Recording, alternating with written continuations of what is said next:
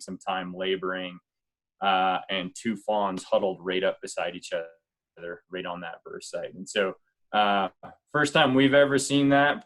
We saw it multiple times this year given the conditions, and I think clearly indicating some behavioral means to try to thermal regulate, conserve body heat by those twins staying together. So given the conditions we saw, one could have thought that we might have seen a lot more exposure related loss than we have. There hasn't been a lot. We've certainly lost a few. There've been some smaller fawns. The litter that Taylor collared a pair of fawns up at 10,000 feet, right during that last snowstorm that dumped a foot of snow. And they both lived. They both lived through that snowstorm.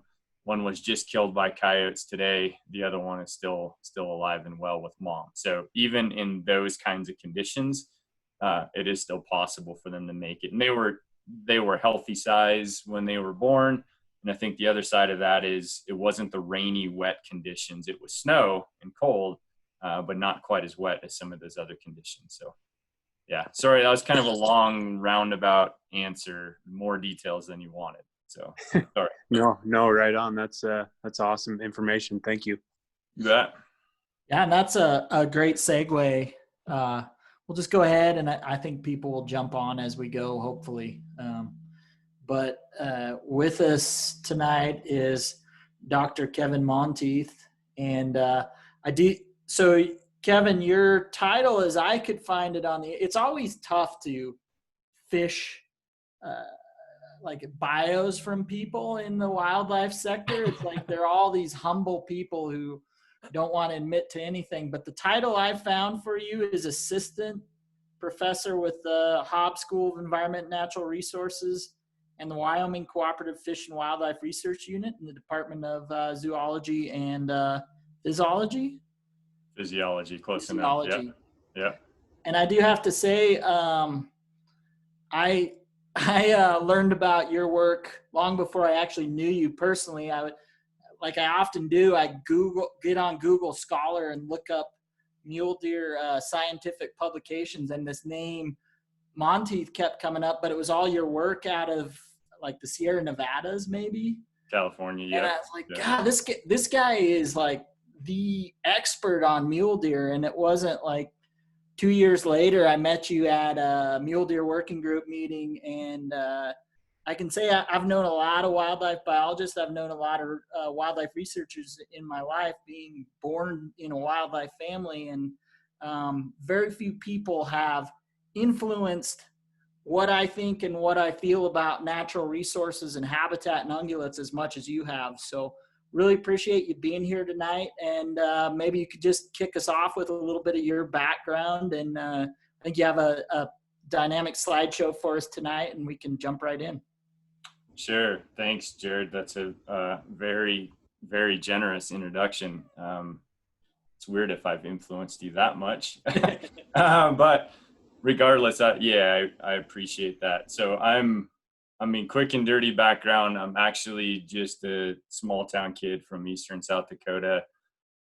So it's pretty astonishing that I do what I do today, because I didn't even know what a professor was as a kid growing up. I grew up in a town of 500 people. My high school graduating class was 12, and sure as crap didn't want to go to school any more than I had to.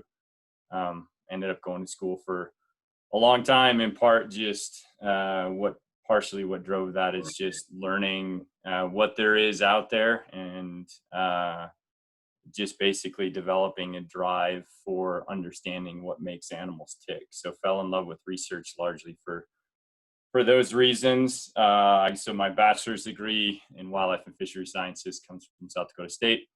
I got a master's degree there as well, working on captive white-tailed deer, which was a very powerful part of my history that kind of set the trajectory for me in some of my interests. And then that took me to a PhD in the Sierra Nevadas of California. And then subsequently, and my PhD is from Idaho State. And then I came here to Wyoming in 2011.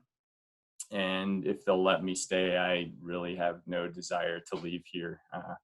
Wyoming is a really special place, and I think was a very suiting place for me to come relative to my interests, my background, and the things that I wanted to be able to do with ungulates, and to be able to advance the field in various ways. Here was a great place to do it. So super And thankful to be. You're also a part-time. I don't know if part-time is an explanation for anything you do, but you also do taxidermy. Yeah. So my wife calls it my second more than full-time job. And I do, I've been doing taxidermy for almost over 20 years now. Crap. It's what helped pay the bills through grad school so I could still hunt and do those sorts of things. And it's kind of become a main staple for us over the years as well. So yeah. So basically, and my taxidermy is big game as well. I now do. My brother has taken over a component of the business. He does all the birds. I now do all big game. So and also it's mostly big game that feeds my family. So kind of my whole life revolves around these big critters one way or another. So. And a while back, I was looking through who's registered as Boone and Crockett scorers in Wyoming, and of course, your name swirled back up again in the search engine. So you're also a scorer for Boone and Crockett, is that right? That's correct. Yeah, you can't get away from me, apparently. Yep. Yeah. Well, great. Yep. So yeah, if you want to jump in and go into the screen share, we'll get right into the meat of it. We'll do it. And if you guys are willing to let me, I'm happy to do this however things come to develop as we go through it. Happy to make this as conversational as possible. If we get off on tangents and just talk about other things, that's perfectly fine too.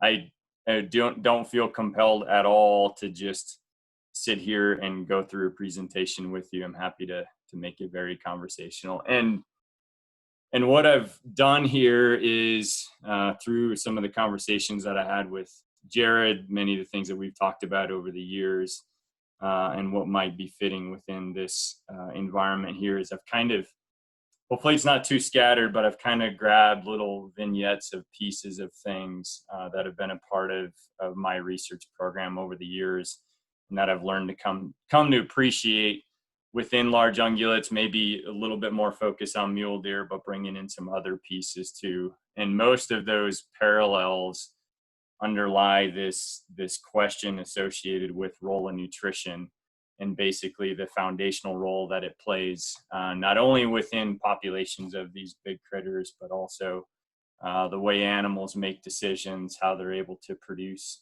rear young and growth of those young as well. So, and also, of course, this isn't just me. I've had the privilege of working with a lot of really great people over the years, from other scientists to biologists to wildlife managers to statisticians to now, in addition to all those still, but my own team of grad students here. I'd be remiss without mentioning them. It's an incredible group, super hard charging, that do a lot of great things, and we certainly wouldn't be doing the things we are today without them. So if nothing else, I'd rather elevate everybody else than me. I play a small role in all of this, but I get to talk about it sometimes, like today. Also, I'll just do this quickly as well. What's behind the scenes and underlies all the work that I'll talk about here is a wealth of supporters and resources that makes all this possible too.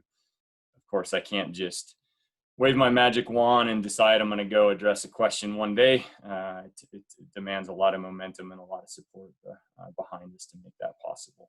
So,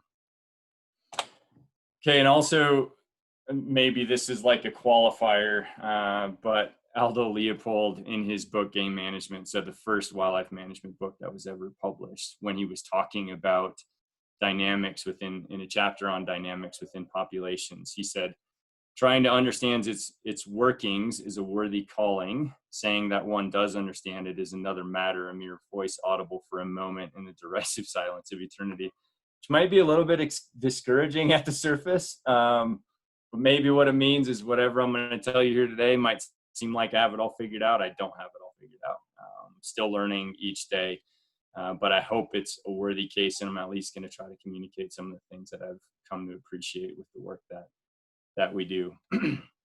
So if we step back and think about big critters, their lives, and what they have to cope with each year, I think we have a general appreciation for that, especially for our temperate ungulates. They go through these seasonal cycles. They go through a period when resources are restricted. It's a very challenging time for them, winter. And then, of course, during the summer, we view it as a time of plenty, of abundance. There's food everywhere. It's of higher quality. All things are great. So crappy time, really good time. And we often have this sense that during this really good time, things are all good. It doesn't really matter. But the reality is, as is showed in that picture there, it's actually still a time of trial for female ungulates that sets the stage for a lot of other things as well. And that is the notion that reproduction is very costly. And so within that, this is just an example of that. And sorry, I am going to show you guys some figures. So bear with me on that. I figure that's better than you just taking my word for it. But this is just an example to demonstrate to you the level of demand that females face during lactation. This is actually for white-tailed deer. White-tailed deer rearing a single fawn. So you could take this and escalate it that much higher if they were rearing two. But the point is during this window of time, what we're seeing is that intake rate, so forage intake of females that's offered ad libitum, so as much as they want, is about 50% that of males or non-reproductive females when you've corrected for their body weight. So when they can, they're going to eat more, and they're going to use that to finance lactation. And so lactation is like 2 to 4 times the metabolic rate it's required for them to just simply maintain persistence. So the point is, yes, it's a time of abundance, but it's also a time where it demands a lot of resources of females.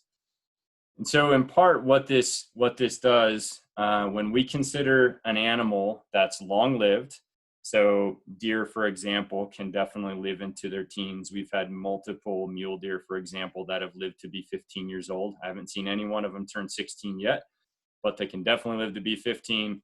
They have multiple opportunities to reproduce throughout their life. And so, for example, if they pump everything they got into reproduction when they're 2 years old and they risk dying, that's it. They're done, right? They're better off living throughout their lives and having multiple opportunities to reproduce. So I often think of it within this sort of visual of this balancing act that females face. So for example, if we take this elephant, saddle it up, put the balance, reproduction on one side, survival on the other, they're having to balance how they allocate resources to reproduction versus reserving them for survival.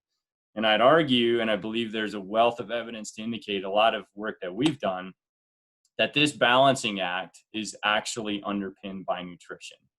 And so basically this beach ball that this elephant is standing on is their nutritional plane, their nutritional condition, and it sets the framework for this balancing act. I think we often don't have near as much of an appreciation for it because our nutritional balancing act is merely going to the grocery store that's outside of COVID era is consistently stocked, right? So we just go to the grocery store, we buy what foods we want, we go home. And we're generally focused on trying to buy foods that keep us fit in a different way than we might think of with regards to big ungulates, that we want to be lean machines essentially, which isn't necessarily the case for these critters. If anything, the one thing that could affect our ability to garner these resources at the grocery store is the capital that we have, and that is the money that we have in our banks. And so the analogy in the big ungulate world, they certainly make decisions based on capital, which I'll show you here in a minute, but that capital comes in the form of fat reserves. So their money in the bank is fat reserves. And of course, the more money they have is influenced by basically the capital that was incoming, right? So if they had energy, if their energy intake exceeded their needs, they were able to accumulate that capital, no different than our own finances, right? And if we have more than we need, we can accrue that additional capital. It's also influenced by how we then use them, right? And this gets into those questions of allocation. So how we spend our money It's no different for ungulates in how they spend their fat. Do they keep it in the bank? Do they spend it on youngsters? And so fortunately, through the work that we do and through a lot of fairly new technology, we're able to get a glimpse in how these animals do this throughout their daily lives or at least on a seasonal basis. And so a lot of our work is associated with following individual animals through time. For our free-ranging work, we're generally catching animals with a helicopter and often catching them twice a year. So we can get a picture of their nutritional and reproductive status, not only during the spring as they're coming off a winter range, but also as they're finishing up summer and about to enter into winter.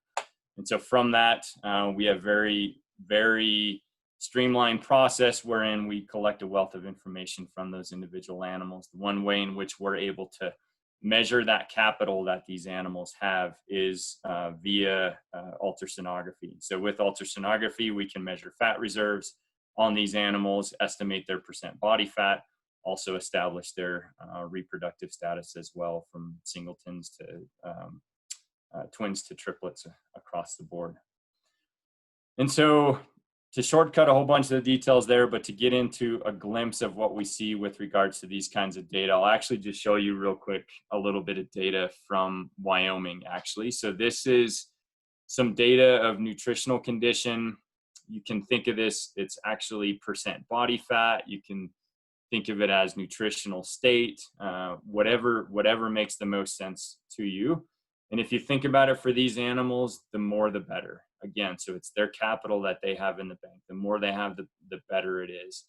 The other side of that too is not only if we think about income levels in our society, for example, but fat reserves are a direct product of the environment in which an animal lived in. So all else being equal, if it had fewer energetic costs, better food, it's going to be fatter. So it's a really, really cool way, a really nice lens for us to get a glimpse into an animal's life relative to what it experienced. And then it also sets the stage for the capital that they have going forward into the next season.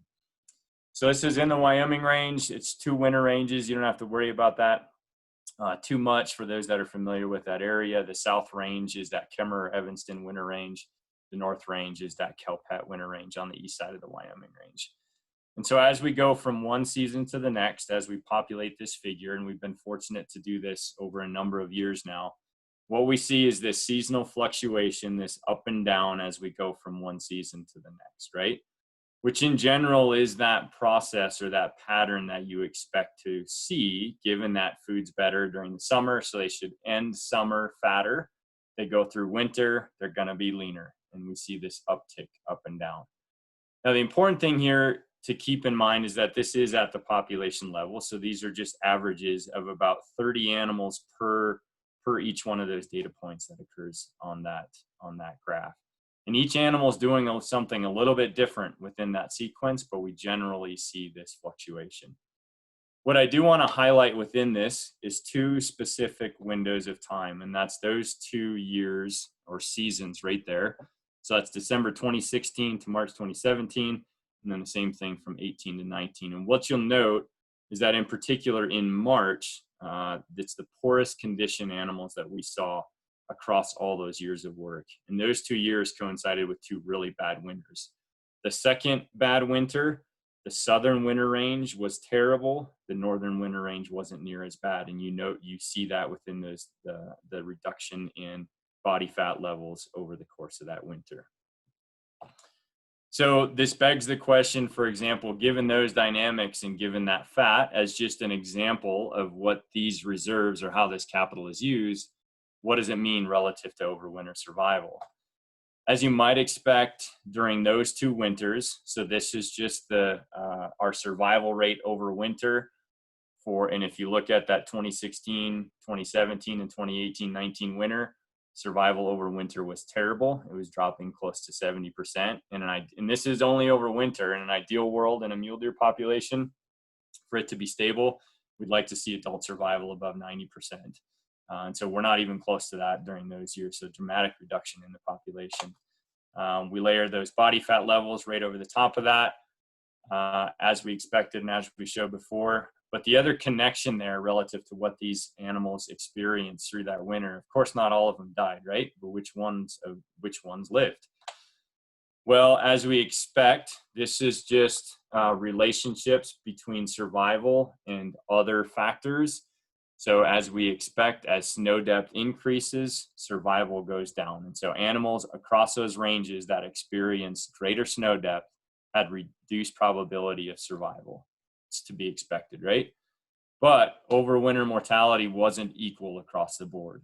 One of the primary factors that affected overwinter mortality was how old you were. And so what you note there is that if you were getting into those, we might call geriatric ages, but you begin to get into that 10 plus age category, and you had very little chance of surviving, especially those bad winters. Now, notably, this relationship with age holds across all winters.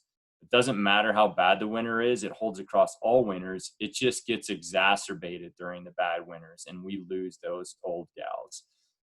And the relationship is very, very obvious. But on top of that, the other very strong relationship that we see is with regards to body fat. So you see December fat on the x-axis there. And so what we're seeing is that as animals are getting fatter, they have higher probability of surviving even during those bad winters.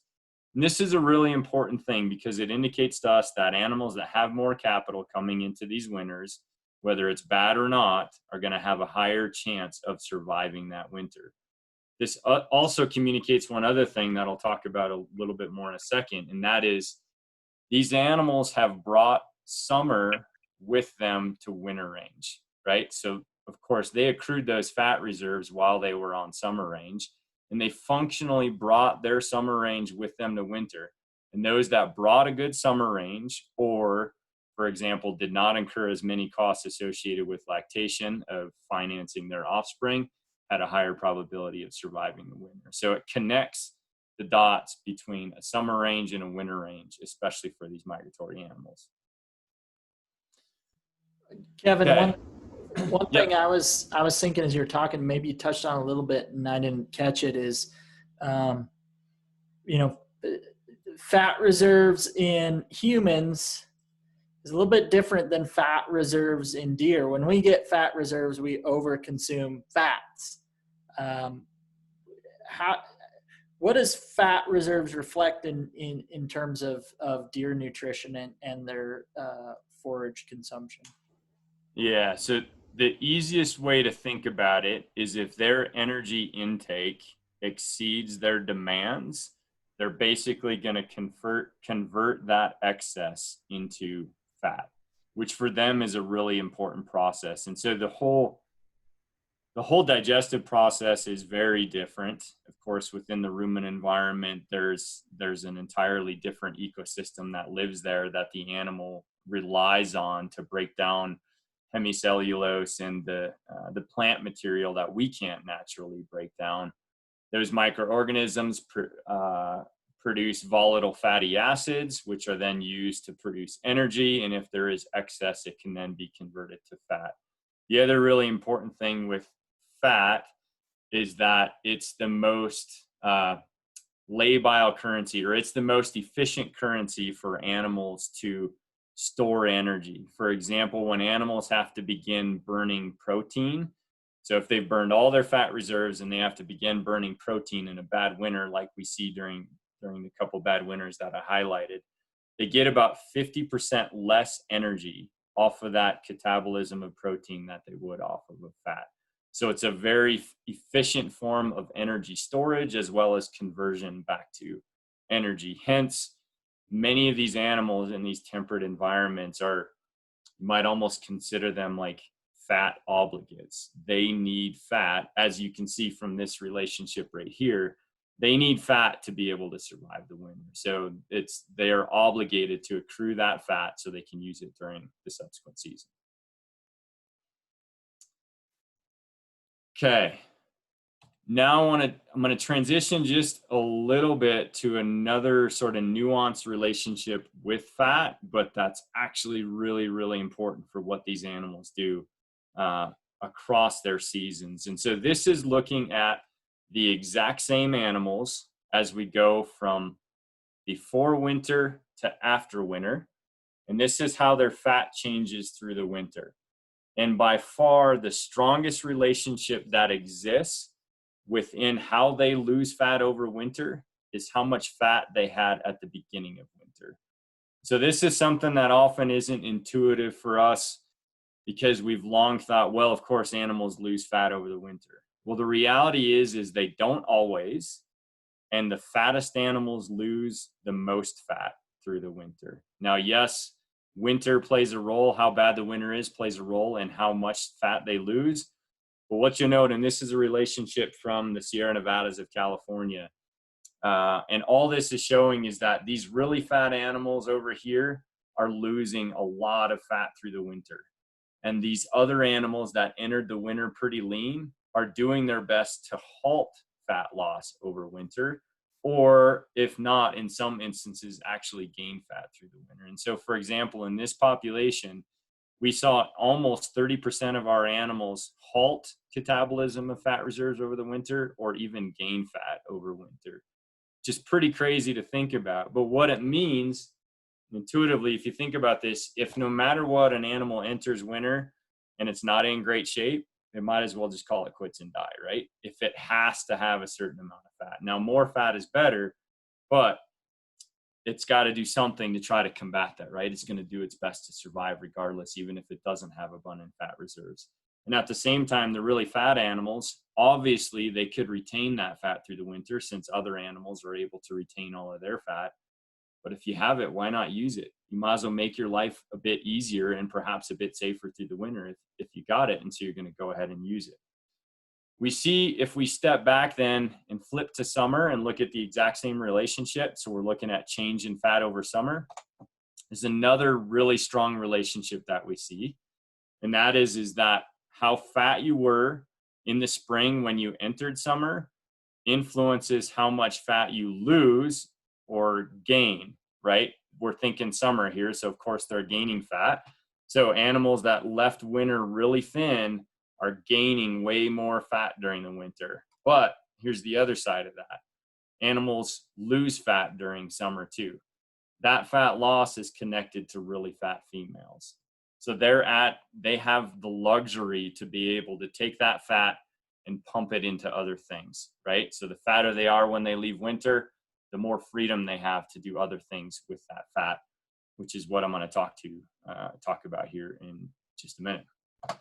Did that make sense, Jared, or is that like way too deep? No, I'm trying to process what this. Obviously they aren't walking in there saying, "I'm feeling so good, I'm going to go ahead and burn more energy." What are they doing to where? I mean, are they just not searching out new things and interacting with their environment? They just laying low to preserve that fat when they're low, or what's going on there? What decisions are they making? Or do they suffer more and they just put up with it? Yeah, great questions. And so the interesting thing, so just to provide a little bit of an additional caveat to go with this, and that is that these relationships, so the relationship between how an animal changes its fat over a season, right, being related to how much fat it had at the beginning of the season, it's one of the strongest relationships that I've ever seen in ecology. Like, it is incredibly strong. So it's not like some weird thing with the data, it's real. And so what it tells us is that these animals are regulating how they're using their body fat as a function of how fat they are. So it's called state-dependent regulation, or in this slide, risk-sensitive allocation. The point is it's influencing the decisions they make, whether behavioral.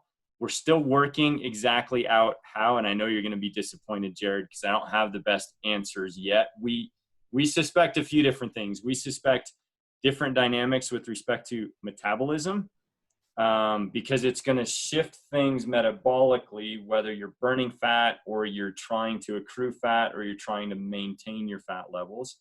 We do see subtle signatures with respect to behavior, but we're still digging deeper yet to sort that out. For example, in winter, you might think that a really fat animal, if it's burning all its fat, it must just be sitting back and hanging tight. And the animal that is trying not to burn any fat must be up feeding a whole lot more. But the challenge with that is during the winter, you also have exposure related issues as well. If you're up and feeding too, you have an energy cost of feeding, you have a thermal regulatory cost of feeding, and then it all depends upon how efficient you are when you're feeding. And so the answers are not super obvious yet, especially when it comes to winter, other than the fact that without a doubt, these animals are regulating their body reserve. So they're regulating their bank account based on what they have in their bank account, meaning it should matter immensely.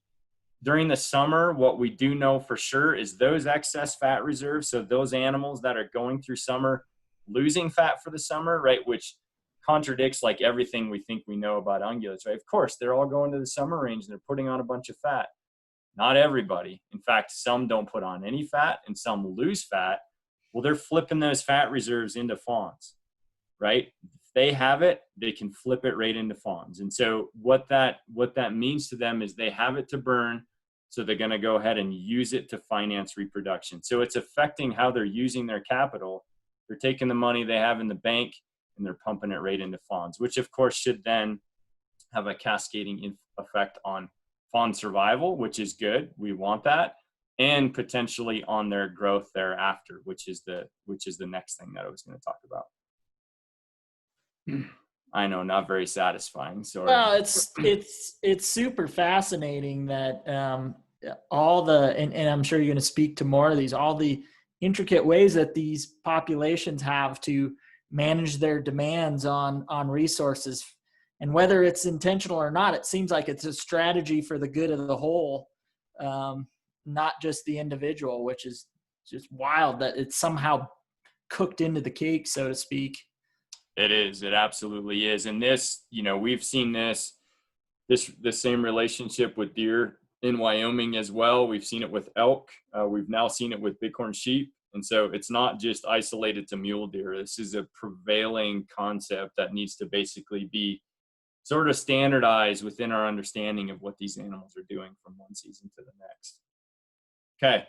So given that, so hopefully we have this like foundation layer of the importance of nutrition and body fat for these animals, and how that, even though we don't have all the answers yet, but how it's affecting what these animals are doing from one season to the next, and how they're allocating those resources. So how they're taking their finances and how they're expending them from one thing to the next. And that draws really nice parallels into our interest in growing things like this, which, of course, there's magazine articles all over the place, there's blogs all over the place, there's conversations all over the place of the role of genetics, right? And obviously that book has some incredible genetics, and we need better genetics over here, or in this area, this mountain range, we have genetics for small deer, or whatever the case may be. Well, my hope with what I can show you here in a few minutes is that maybe if you've seen that a lot and often scratched your head, or maybe even you said it yourself, don't worry about it. It's okay. But maybe I can help change your thinking on that front just a little bit. And so I'm going to pivot. This is actually one of my favorite stories when it comes to like science and things just happening in unexpected ways that have subsequently made for a really powerful story. And it has to do with long-term work that I did in South Dakota. And so we're going to shift to whitetail deer a little bit. The underlying question here was associated with why in southwestern South Dakota, where we have so in the Black Hills, ponderosa pine dominated forest, adult female deer were on average 46 kilograms. So obnoxious that I left that in kilograms. I should have changed that. I'm really sorry.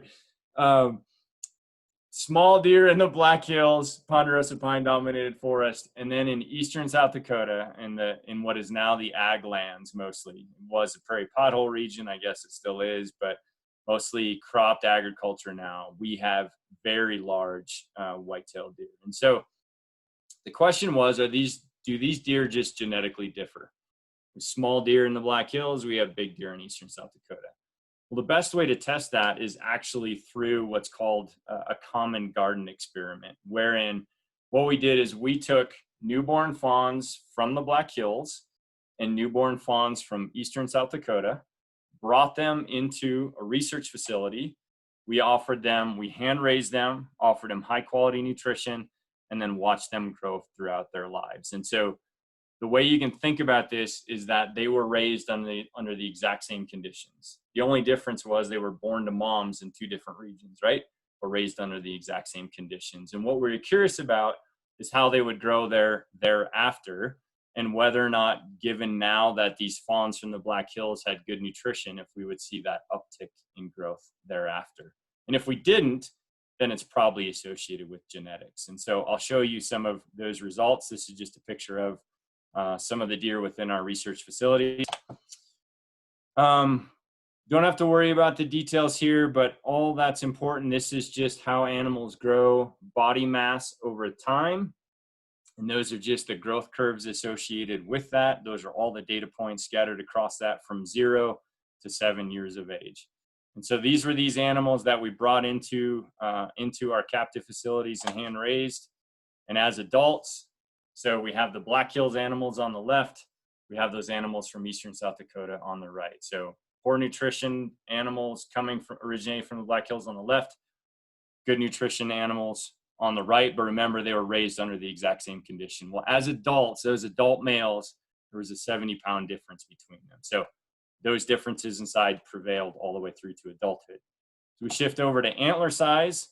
We see very similar relationships as well. This is just antler size of those males each year from yearlings all the way up to 7.5. And we saw 39-inch difference in antler size at their peak antler size. So again, pretty crazy, raised under the exact same conditions, radically different size, not only body mass and antler size. To give you a sense of what that looked like, these were two very good examples, pretty typical examples of adult males from those two regions. So that's Mo on the left from the Black Hills. That's Ajax on the right from eastern South Dakota. And so I probably don't even need to show you data. I can just show you pictures, right? Obviously, they look very, very different. So at the surface, we think, okay, they're genetically different. Look, we brought them into this research facility, raised them under good nutrition, and those differences in size prevailed. But we wanted to take it one step further. We wanted to look at what would happen once those animals were born within our research facilities. So for example, offspring of those Black Hills animals that we picked up from the Black Hills, brought here, the offspring that they produce within our research facilities versus the offspring that were produced by eastern South Dakota animals, and look at their growth thereafter. So I'm going to show you very similar figures again, but what it's going to be is it's going to be fathers on the left, sons on the right. So all Black Hills animals, right? But the ones on the right were born within our research facilities to those original stock that we brought in from the Black Hills. What's crazy here is that fathers on the left, sons on the right, sons were 51 pounds heavier at adulthood compared with their fathers. So a huge increase in growth within that subsequent generation. And so that red line right there, that's the line that we saw within eastern South Dakota animals. So they almost got to the size of eastern South Dakota animals within that single generation. In fact, they made up for over 70% of the difference that originally occurred between Black Hills and eastern South Dakota animals. What about antlers? Well, with antlers, pretty much the exact same dang story. Their sons grew 31 inches more antler at peak antler size than their fathers, which is pretty wild. And that's the line for eastern South Dakota animals. They almost made it, not quite, but very close. They made up for a large part of that difference. So if the figures aren't compelling, again, my favorite part about this is I think pictures do it really well. So that's Mo on the left. So, and then one of his sons on the right, both at 5.5 years of age. What you'll notice, his son was, 66 pounds heavier than he was. and grew way more impressive antlers than Mo did. Another one, Pug on the left at 64, 205 pounds at 6.5 years of age, 136 inches Boone and Crockett score. And then those are two of his sons on the right. Dewey was quite a bit heavier, so over 40 pounds heavier, 150 inch antlers. And then Levi actually pretty much blew up, was a lot bigger antler wise anyway, hit almost 170 inches of antler at 6.5 years of age.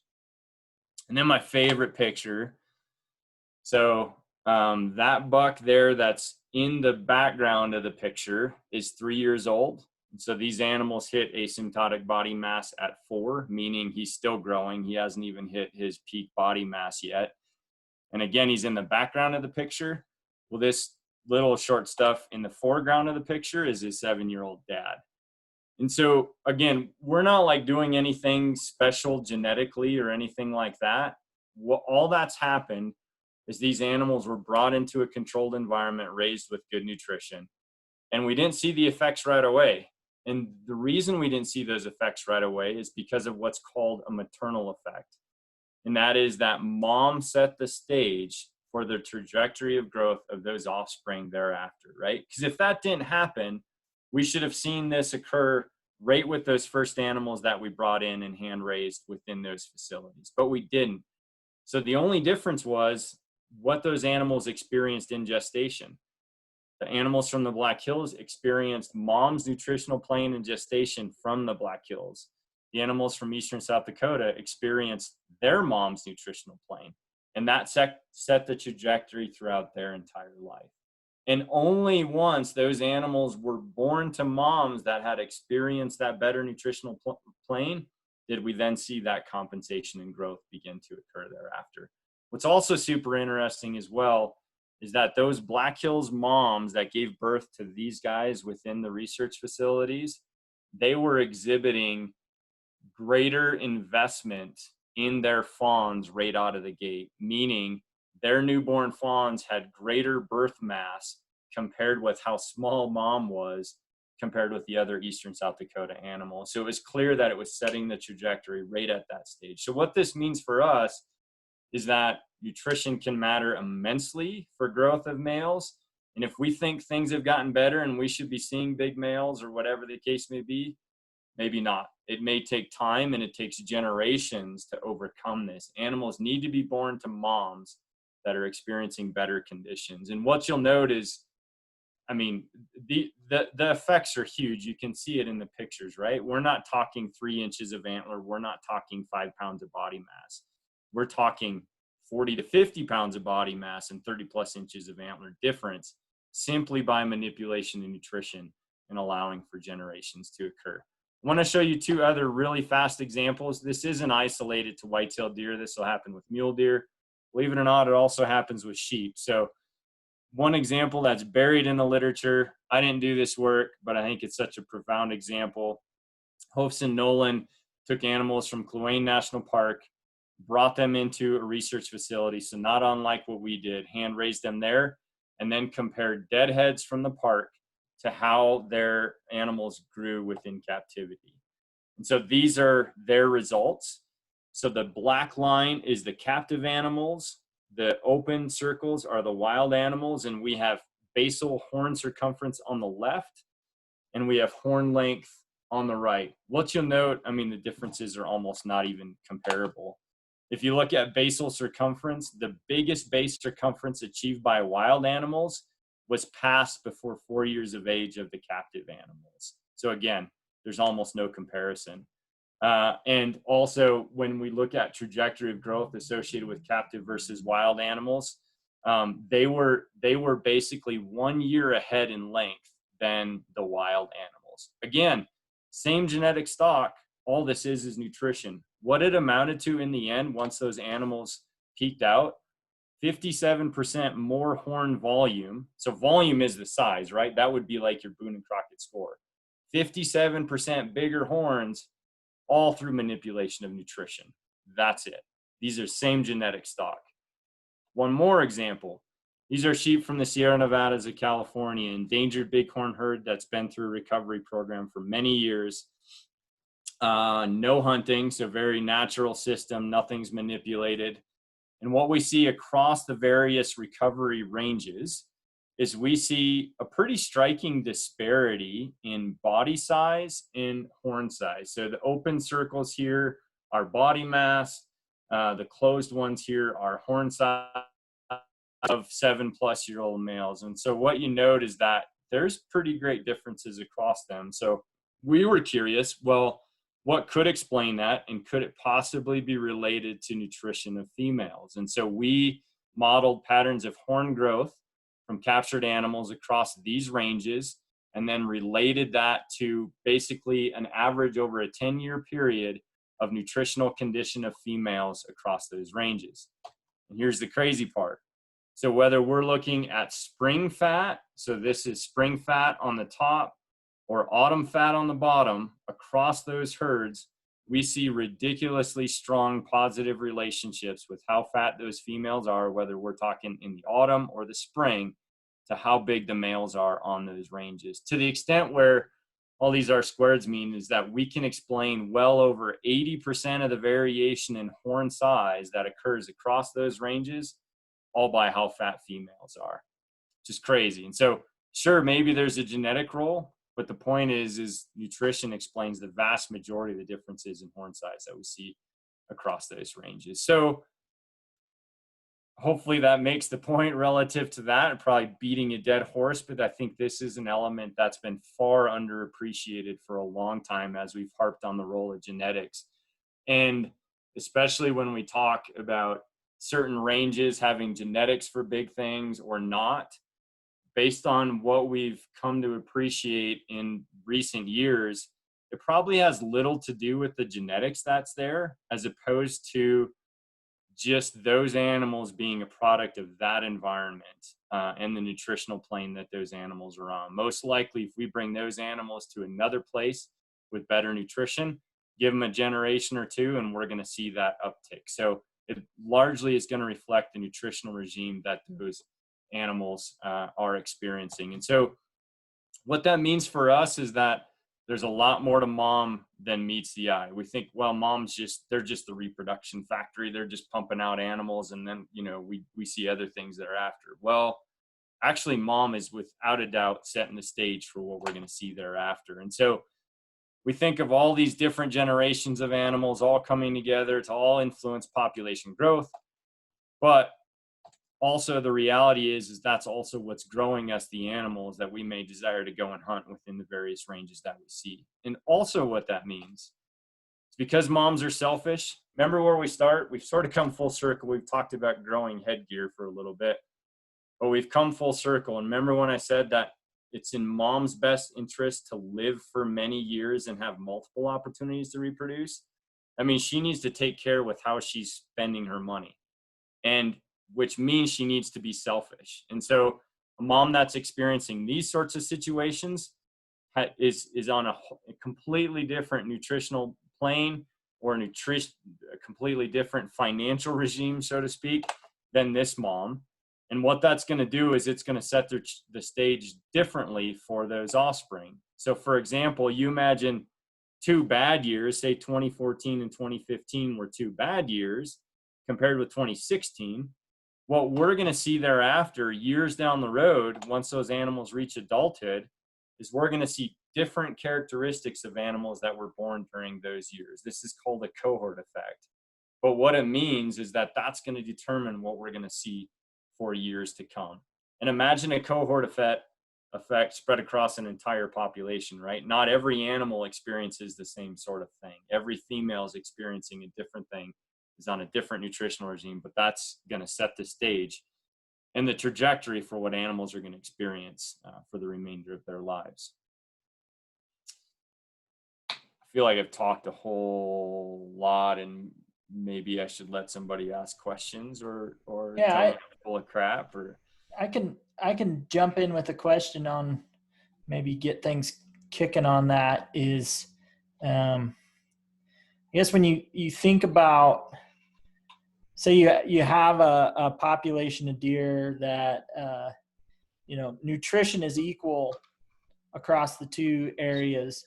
So basically, are you saying that really genetics is unchanged, or the amount of, say, big bucks genetics are the same, say, in the Wyoming range as they are, the potential for those genetics are the same as they are in the Wyoming range as they would be, say, in the Southern Wind Rivers, and that really the only thing really bending on that mostly is nutrition? Oh, you're going to push, Jared. No, I'm just kidding. So, no, it's a great question. So that's not, I mean, I'm pushing really hard on nutrition. It's not to say that genetics doesn't play a role. So for example, genetics will set the stage for what could be there. And then nutrition is going to drive how far it's going to get, right? So certainly animals in the Wind River range compared with the Wyoming range have persisted for years and have become products of their environment, which is not only their nutritional dynamics that they're adjusting and adapting to, but also the genetics that underlies various aspects of their lives, which could certainly play a role in influencing antlers. What I am saying is that the most profound effect that we would see is via manipulation of nutrition. And so, for example, almost certainly if we were able to manipulate that, say bring Wind River animals to the Wyoming range, maybe they wouldn't rival Wyoming range animals, but we would almost certainly see a change in the way in which they grow. Fact is, they could surpass Wyoming range animals because maybe genetically over time there's been selection at some stage given some nutritional level for maintaining robust antlers, and the moment they're released from that, they then far surpass it because suddenly they're not limited by nutrition near as much. But genetics definitely plays a role, but I think the most profound thing is simply that there's differences in nutritional regimes from one range to the next, and the moment we equalize that, we're going to see changes over time. The other side of that too, as much as we've talked about genetics for so many years, the heck are we going to do about it? I mean, and like the Texas guys have beat their heads against the wall for years in free ranging situations to shoot spike bucks or be very selective from each age class all the way up to adulthood by culling those on the lower end of the spectrum. And they can't get anything to manifest at the population level to produce bigger bucks over time. Now, yes, you take breeder bucks in a pen, do extreme levels of selection, you can do ridiculous things, right? But in any sort of natural scenario, it's just not going to happen. So when we've pigeonholed ourselves into this arena that it's all genetics, well, then we're just going to be stuck sitting there watching. There's little that we can do about it. And in fact, the other side of that is when we consider genetics and get concerned about selective harvest. So the flip side of it, right? So hunters causing evolution in reverse because we're selecting against the great big ones that have the genes for big antlers or big horns. The reality in that world as well is we're not really doing that virtually anywhere, except under very extreme scenarios, maybe with some horn game like bighorn sheep. And so if we can't even do it from the top down, how are we ever going to do it from the bottom up? It just isn't going to happen. Yeah, and I guess another way to ask that, and you pretty much answered it, is it probably isn't a fair statement whatsoever to say the big buck genetics are shot out of insert favorite herd here. Exactly, which is a saying we hear frequently. Yeah, no, they're still there. They didn't go anywhere by any means.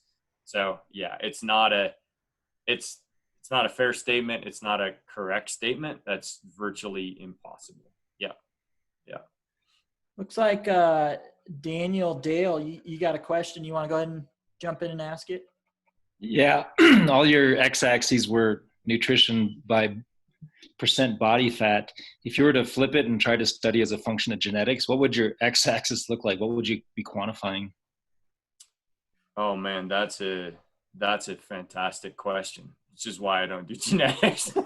No, well, so have you heard of the microhistocompatibility complex? Some crazy word like that has been sort of like a diversity related indice associated with performance. That in some instances, some have tried to link back to production, growth, those sorts of things. There has not been super strong relationships there.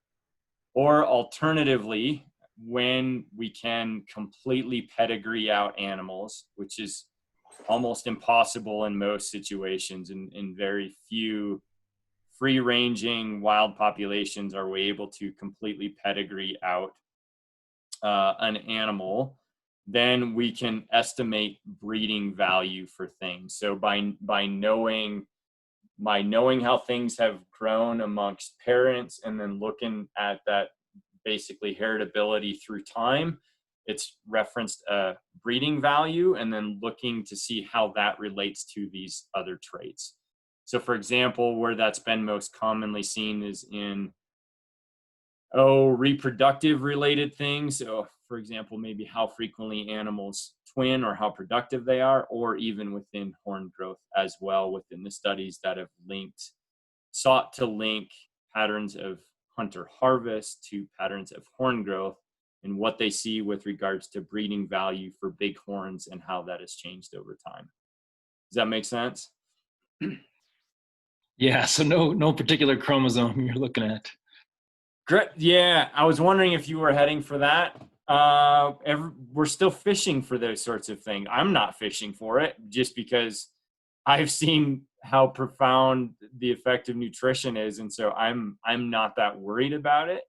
There are researchers that are digging for example, specific traits, specific genes that are tied directly to antler development. And as you would expect, it's not just one, right? So there's going to be multiple factors that affect this, which is probably why it's been so hard to pin down. But it's entertaining sometimes to be at a professional conference where somebody's presenting that sort of information, and it leads to a lot of unanswered questions.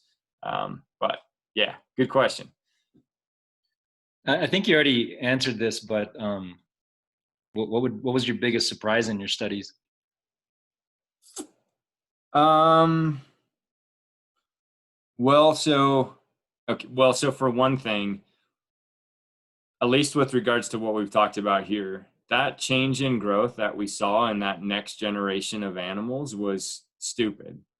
And I mean, so these were captive animals that we hand raised. So we bottle fed them as fawns, and then worked with them on a daily basis, doing all sorts of other work, all sorts of other trials, but working with them on a daily basis. So we literally watched them grow daily throughout their entire lives, and seeing, as these second generation animals were reaching 2 and 3 years of age, and having them at that age standing by their fathers and like beginning to rival the size of their fathers, and then watching their antlers develop each one of those years it's crazy. I mean, you knew you were just like seeing something amazing happening, but not exactly what you would have expected to see, which was pretty nuts, and was really exciting. The other crazy thing, sometimes people ask, sometimes they don't, but we also raised fawns from those Eastern South Dakota animals as well, right? So I only talked about the huge change that we saw in Black Hills animals. Well, if we saw a huge change in the second generation for those Eastern South Dakota animals, then we know it's just like nutritional supplementation gone wild, right? And these animals just go crazy. Well, the amazing part of that is all those lines and relationships for growth in body size, growth in antler size, they laid right on top of each other for those animals from Eastern South Dakota. So no change whatsoever, which is crazy. So even though they were getting, nutritional supplementation like as good as we could get, it's because they weren't that nutritionally limited in Eastern South Dakota. So they were already expressing their potential, which was equally as cool to see alongside the change in those Black Hills animals. Yeah. The other crazy thing that's not in any publication anywhere is, we used to joke about it, but when you work with these animals every day, and with some of the studies that we were doing as we were monitoring food intake or water intake, we would put them in what we called metabolic boxes, which was just a 4x8 box. And then they had a trough of feed on the other side. And we'd let them out every day, that sort of thing. But that's how we could monitor their food intake individually. So we had to work with these animals in close confinement. We raised them all in the same way, bottle fed them all, that sort of thing. Those Black Hills animals were a completely different animal. They were very hard to calm down, almost like they were just spastic and blitzed out. Now, we could work with them, but our best animals to work with were always our Eastern South Dakota animals. And so discussions associated with like slightly higher levels of cortisol, those sorts of things. And we've done the analyses, and we do see slightly higher cortisol levels in those Black Hills animals. But there was also like just some underlying physiological aspect with those animals that just made them very different. And we did see that toned down in that second generation set of animals. But again, it's more just like a lot of it's our experience, anecdotal related things, but it's just, they're just completely different animals, which was pretty amazing to see as well. I think Wade has a question that might be a good segue into some of the next topics. Go ahead, Wade. Well, yeah. So I feel like when you're talking about, what are the Texans going to do? They've got all this investment in their population genetics, or herd genetics. Well, culling animals from organized herd can reduce competition for those resources, and then that will ultimately influence the fitness of the individuals in the population. So, I mean, it's still a good thing to probably weed out those smaller bucks, but at the same time, you should also be weeding out the females that are producing those smaller bucks potentially. Yeah, great comment. So yeah, two things one other quick thing on the Texas thing. As we did this work and we published the work associated with that maternal effects and the influence of nutrition over time, the Texans and some of my colleagues down in Texas became well aware of our work and began working on some other things as well. And one of those things was evaluate. So of course they do a lot of supplemental feeding in Texas, and the emphasis has always been on protein supplementation. And I talked with them, and it's like, man, these are ruminants, and they get a lot of their protein, their nitrogen, from the microbes that are in their gut. So it's weird to think that protein would be what you would want to give them to heighten their growth. And so they began switching to an energy-rich diet, so something that's more digestible, and they begin to see huge increases in growth thereafter. So the whole field, even in Texas, with regards to nutrition, is shifting. But your other observation, yeah, you're spot on 100%. The one other caveat with that is, which I'm not going to present on specifically, but Dale McCullough, who was sort of like the pioneer in the realm of understanding the role of density in deer populations, for example, from years ago, he showed us then, and we've now come even more to appreciate even more now, removing males often does little to reduce competition within the realm of females. It certainly can, but because through much of their life, they're segregated into different habitats, you still have all those density related competition factors that are in play in females. So just as you have mentioned, if you are going to do some work to reduce density, the most effective means of doing so is by way of reducing females, not necessarily of reducing males. So you're spot on. Yep. Good observation. Yeah, and it's counterintuitive because I mean, living in this country, nobody wants to shoot does, and yet, you know, it's like, well, I have a wildlife background degree, so I went to school at UC Davis and took some physiology, you know, wildlife physiology courses. So it's always been, you know, I shoot as many does as I can. I mean, Yeah, man. but it's counterintuitive to a lot of people, and it's like, oh, you know, the old timers, they don't want to shoot cow elk, they don't want to shoot, you know, because that's what makes the babies, and nobody understands it. It's it's really impacting the habitat when you don't manage the whole population. So yeah, this is a great talk, by the way. I love the work, and I hope you can continue to get it out there, because it's not the mainstream attitude, or most people just don't think of managing deer herds like this or other ungulates. So I think it's great. You're spot on, Wade. Thanks very much for that. And yeah, there's maybe just let's keep our eye on this topic, and let me just show you a few more things. Am I okay on time still, Jared? Should we keep going? Yeah, you're good. Okay. We'll keep going as long as you can go. Okay. Well, yeah. Well, you guys just got to say when you've had enough. Uncle. So what I'll rock through this pretty quickly, but I think as Wade brings up here, it brings up this other question, and Jared and I have spent a ton of time talking about this, and that is the potential role of carrying capacity. Probably all of you know who this is, but Aldo Leopold, so father of wildlife management, wrote literally the first book on game management that I referenced at the beginning of the talk. But he was talking about the role of carrying capacity back in his day. And it seems like we've just like ebbed and flowed through this arena of whether or not it's even something that matters, if we should care about it, and carrying capacity just being how many animals can we support on the landscape, and how we even estimate that or know what it means, which is it is a challenging topic.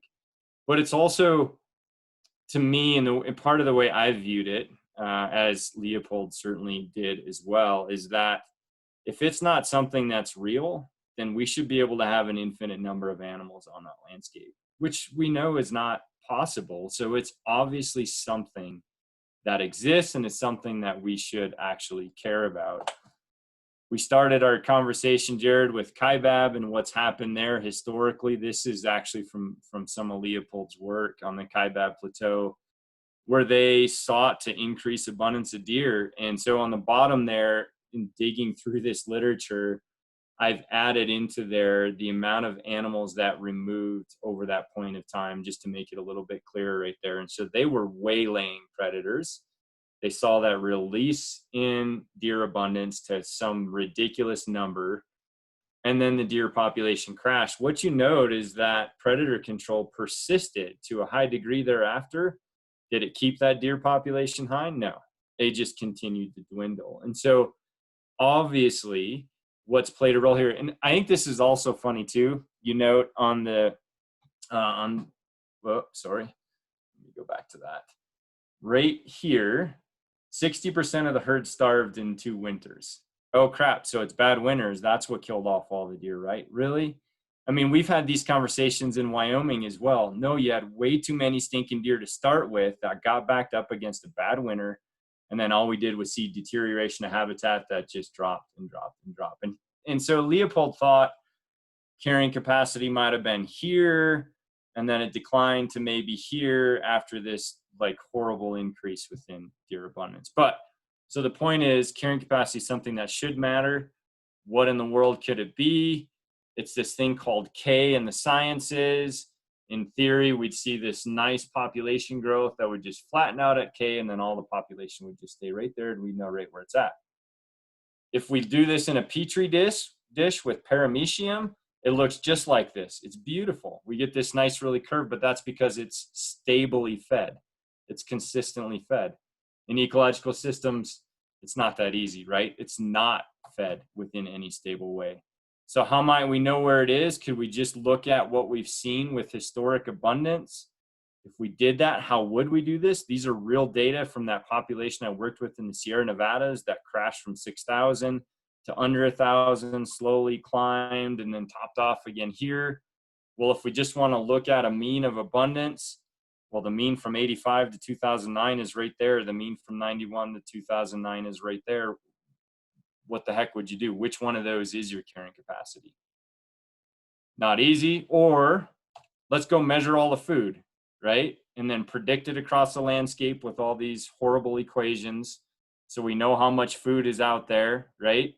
And then we can extrapolate that to how many deer we could have given that amount of energy. Well, the moment we did that, the next year it'd be wrong, right? Because we'd have succession, we'd have a drought year, whatever the case may be. It'd do us not a lot of good, and cost us a crap ton of money. So in my brain, the way in which I process things, I acknowledge that, for example, food is not constant from one year to the next, right? As we're even seeing this year. This year's going to look different than it did last year. And a lot of that's driven by precipitation, for example. So that top figure, that's just fluctuations in water content of snowpack, certainly going to influence food growth. Remember also, though, we have animals that are balancing their nutrition as they go from one season to the next, right? And went from one seasonal range to the next. They're bringing fat from summer range down to winter range. They're bringing fat from winter range up to summer range, right? All these things come into play with what these animals do that's going to affect the productivity of a population. Well, so this seems like it's going to be a pain, but at the same time, with my redneck brain, I want the animals to just tell us what it is. And I think the animals should be able to tell us that via fat, right? Fatter animals, fatter population should mean more productive population. Thinner animals, right, should mean less productive. And so we went after that to evaluate that exact question. And the relationship that we see is what you would expect. This is lambda, so this is just population growth here. One implies no growth, so stable population.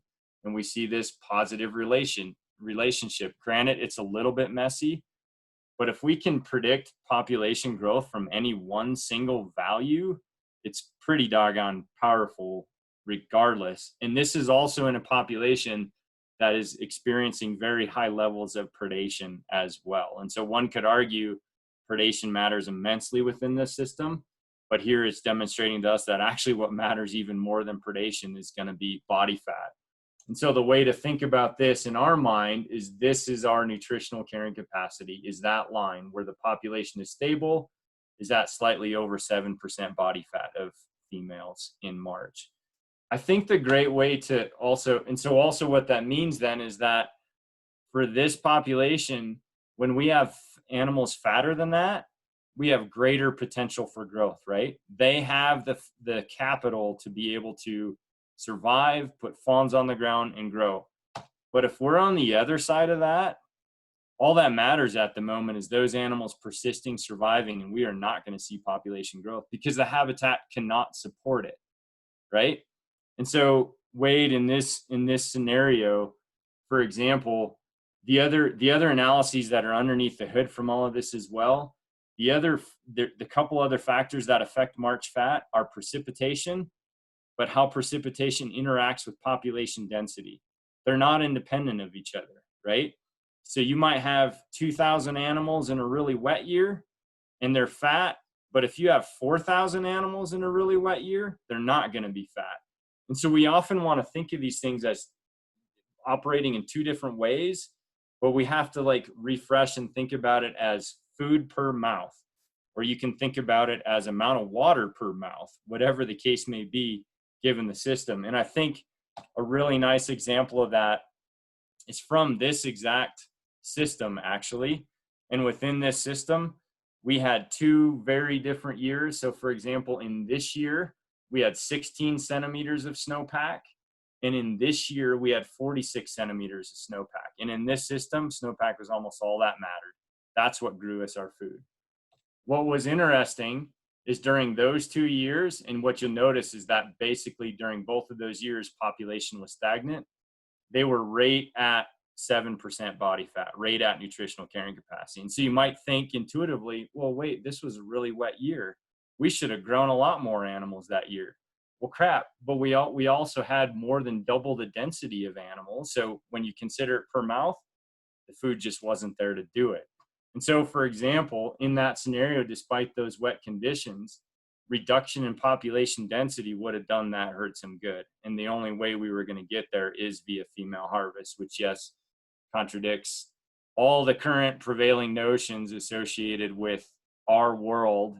But I think the other important part of this is just whittle all this down and simplify it, is that is more is not always better. And it's almost tiring sometimes as we go from one herd unit to the next, from one herd unit objective review to the next. And it's like, oh, we've made our objective.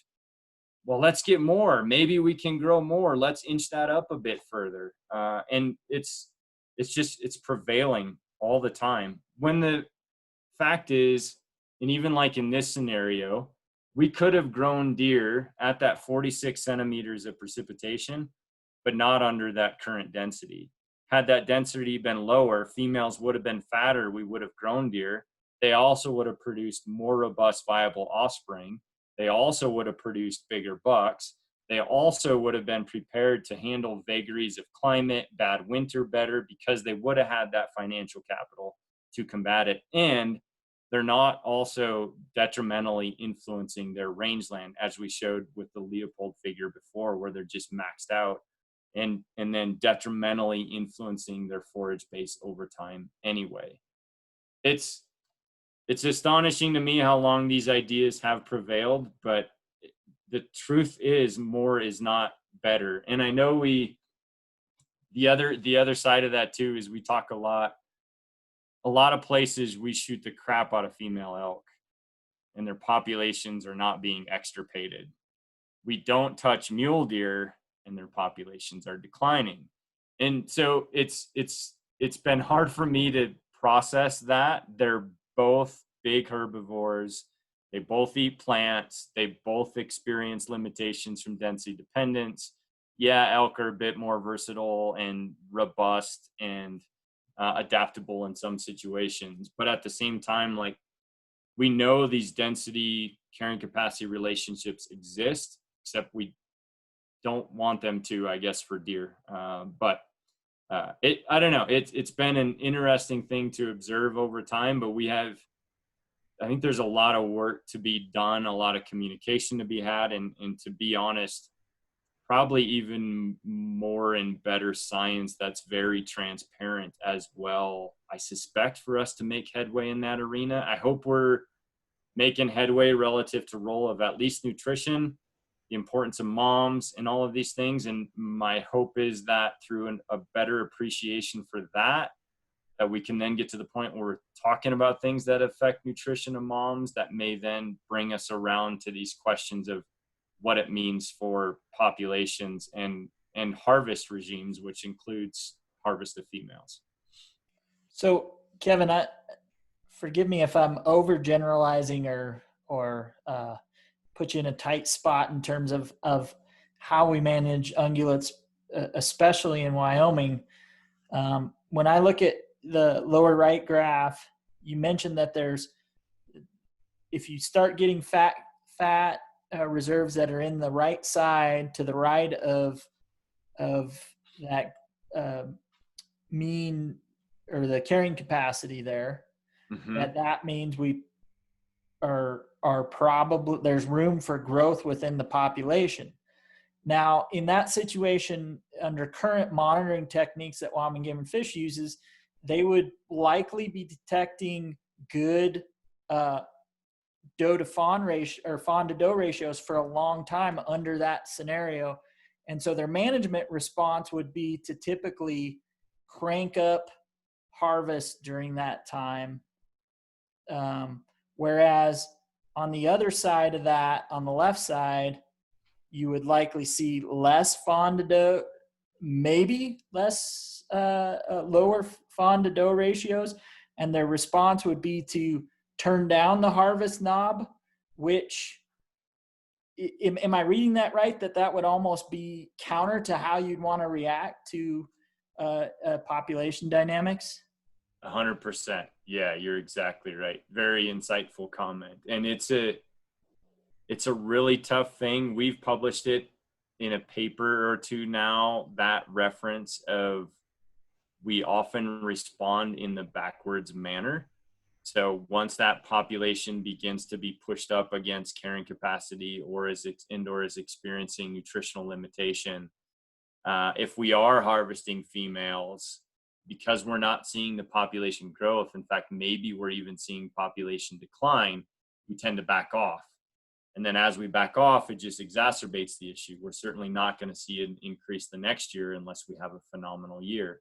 And so that just continues to go on until the point where we're not touching them at all, because the population has just been inching downward or is just completely flat and stagnant and is not growing. So of course we're not going to shoot more, right? Probably one of the, perhaps, I don't know if I can say this or not, but for probably one of the most effective ways to enhance population growth beyond praying for good weather and having good weather come is through female harvest, through reducing density. Make there be more food per mouth that's on that landscape. But it takes bold moves, right? You think you're declining, the one way to get it to turn around is to reduce the number that's there. But what it also means, interestingly, is if you're stagnant or you're declining, if you're at K, you might not be able to surpass that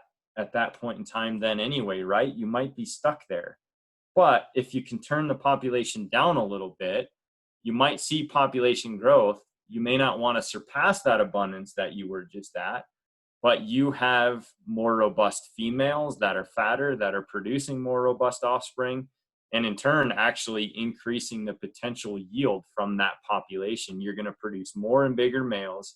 Yet you have female harvest on top of that, and you want to be able to maintain that level of harvest. You want to be aggressive thereafter, so you keep them at that level, right? Because the moment you back off, when they're climbing back up, then they're going to stagnate out again, and you're going to be stuck back in the same situation you had before.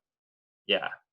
Which is there's probably a lot of scenarios where that aggressive action of harvest represents our elk herds in many places, and they're going like gangbusters. Well, yeah, exactly. So, I mean, it's the density dependent response in reverse, right? We think of density dependence as a negative thing. Well, they're being released from density dependence, so they're climbing back up towards it at the same time. Yeah. And so how, you speak to a lot of the Wyoming game and fish biologists in your work and know them personally. I get a sense that they all get this. They're just the second part of your comment was the boldness required, and that maybe we, the public, have kind of flogged them enough to where they're a bit gun shy. And I guess the other part of that scenario is they're always blamed for the crashes and never for any kind of peaks. And maybe that's something as members of the public interacting under the North American Wildlife Conservation Model, we can kind of try to help retune. I mean, it's one person at a time, and sometimes, especially in Wyoming, viewpoints will change one funeral at a time. But I think it's certainly a role, and it's this type of information. You've certainly changed my mind in how we interact and what our role is in the North American conservation model as hunters, and our, when we give feedback as part of that role to wildlife managers, we should understand what that means to shift and turn on those dials that we're advocating for. Yeah, you got it. And I think in talking with the agency, we've had many conversations about this exact topic, and they're on board and they get it. It's a challenge because there's so much pushback from the public. And so, as you noted, and I think relative to my role, we as a group are trying really hard to help get some of that information out there, express some of these realities and nuances with regards to our ungulate populations. But at the same time, I think some of those bold moves need to also come from, well, folks like you that are out in those communities that can have those conversations, that when somebody's complaining about the doe harvest or whatever, are willing to say, well, wait, hang on a second. Have you thought about this? Or even be able to, reference some document or some content that exists somewhere on that topic to be able to have those conversations and ideally bring folks around. And as I've talked with the agency as well, and the other interesting thing too is this isn't Wyoming. This is like a West-wide thing. And even, some of my colleagues in Nevada that have been harvesting, for example, female sheep for years, that's getting harder and harder all the time. And so to me, it's become very apparent that even for them, they need more science that's going into those exact questions as well. So something that's been on my group's radar is an effort to try to collate some of the data that exists. And so we can model these things and we can infer it based on all these other things we just talked about. But I think it may well take data and examples from places where female harvest has been taking place and what that has meant for various situations for us to be able to get some traction in the public arena as well. So we have that on our radar. We're way overworked and spread really thin at the moment, but it's something that I think desperately needs to be done just so our biologists and even folks like yourself can be better armed to and better informed for these various conversations. One of my favorite examples is the sheep populations in the Missouri River breaks that everybody knows about, right? The world-class sheep coming out of that place. Well, they also have a very active female harvest program going on there, and it sure as crap is not reducing the number of big males that are coming out of that country. And so I think being able to very clearly communicate some of those nuances and aspects with all these other pieces in a lit review with data is really, really hopefully going to help that. But yeah, you're exactly right. I think if we can turn the course of the public a little bit to appreciate some of these things, I think we could gain some better traction in that arena. And I fear until we're able to, female harvest is going to become less and less of a common thing, and we're going to have more and more populations that are just bumped up against carrying capacity, struggling. And as climate change, as we place more demands on our habitats, that sort of thing, I think that's just going to mean more bad things for our ungulate populations over time.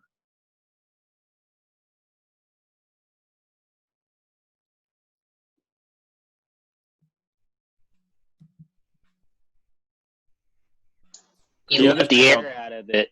That's a sad notion. I'm sorry. Kill more does. Yeah, that's right. No doe left behind.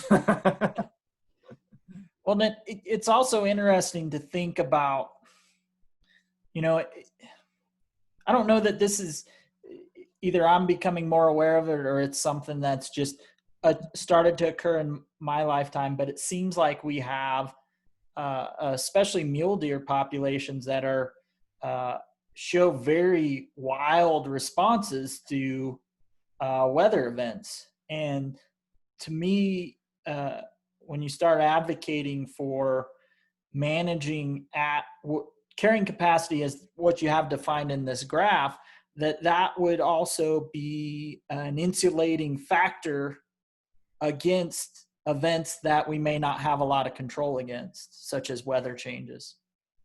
Yep, that's it. That's exactly right. Yeah, and I think when two things can happen there. One, well, it depends upon the variability of the environment for one.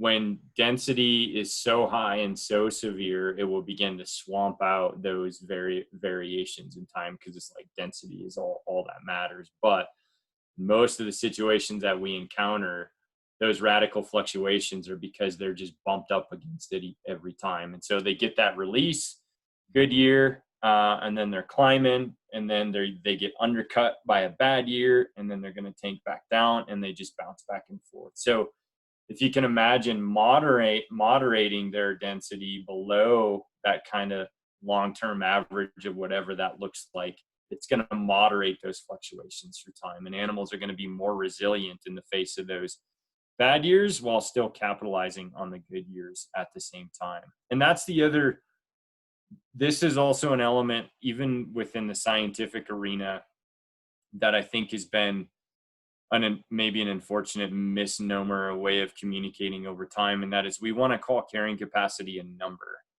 We want to say it's 3,000 animals, or we want to say it's 20,000 animals. Well, the challenge is that it may have been 20,000 this year, but it's only going to be 15,000 next year. And then the following year, it's 27,000. So we constantly want to think of things as numbers. Or when we remember that it used to be 60,000 2 decades ago, and now we can't seem to budge up against 30,000. Well, of course we can hit 60,000 again. We had them here before, so we want to keep pushing to 60,000. Well, maybe 60,000 was an anomaly, or maybe things have changed where today it's not 60,000 anymore, and it's actually 30,000. And so, which of course, numbers are the way in which we work and process things, right? We talk about this many animals being in a population, and we do it over and over and over again. But the problem is those numbers actually don't really mean a whole lot. And so shifting to thinking about it within the realm of some nutritional level, numbers regardless aside, at least then it helps like acknowledge that things can potentially change. We may have been able to support 50,000 in the past. We can only support 25,000 now. Or maybe things have gotten better. Shoot, we can support a lot more than we used to, compared with the way things were in the past. So even that concept in and of itself of carrying capacity being a number, whether we want to believe carrying capacity is something that exists or not, the first place we go is to a number, which is also a dangerous place to be. So yeah.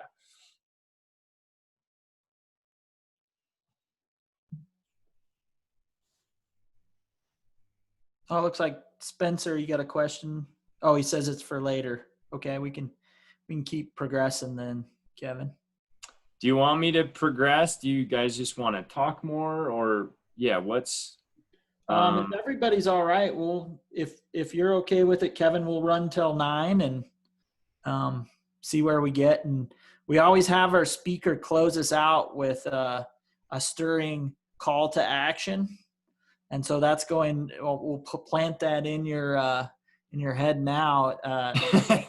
Hank Edwards gave us one on CWD that I think is still up there in the annals of right there with like Mel Gibson on Braveheart. So oh wow, wow. Just so you know, you got. There's no way I'll top Hank Edwards. That ain't gonna happen.